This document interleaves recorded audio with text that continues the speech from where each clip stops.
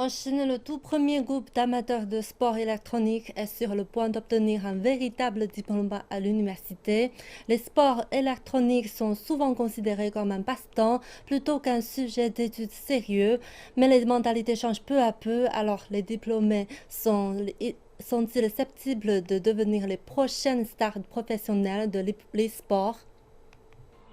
Luo Xianze fait partie du premier groupe de diplômés d'une nouvelle majeure en divertissement numérique, connue du public sous le nom d'e-sport.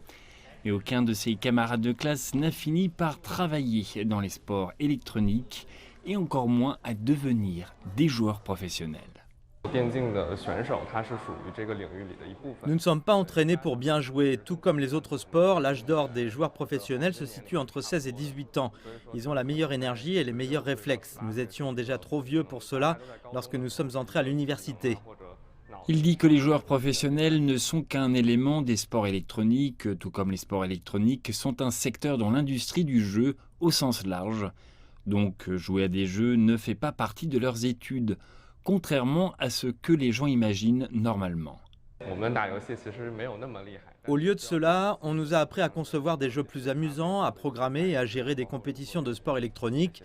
Tout ce que nous devons savoir sur l'industrie du jeu. Nous ne jouons pas très bien aux jeux, mais nous aimons bien les jeux et savons beaucoup à leur sujet. Le programme semble être bien accueilli par l'industrie. La plupart de leurs camarades de classe ont reçu des offres d'emploi solides, pas forcément dans le secteur e-sport, mais de la part des grands développeurs de jeux.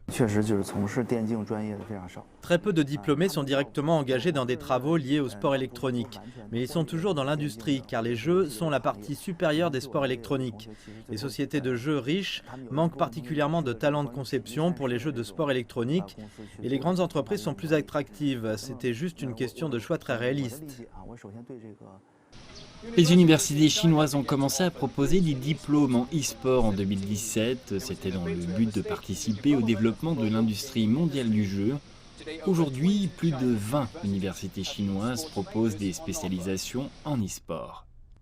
Un rapport d'une association de l'industrie du jeu indique que l'année dernière, la Chine a connu une augmentation de 44% de la taille du marché des sports électroniques, avec près de 500 millions d'utilisateurs au total. C'est plus d'un tiers de la population totale.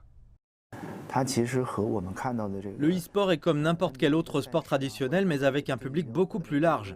Une industrie culturelle en pleine croissance de cette taille aura besoin de beaucoup de talents de haut niveau qui connaissent à la fois les jeux et la gestion.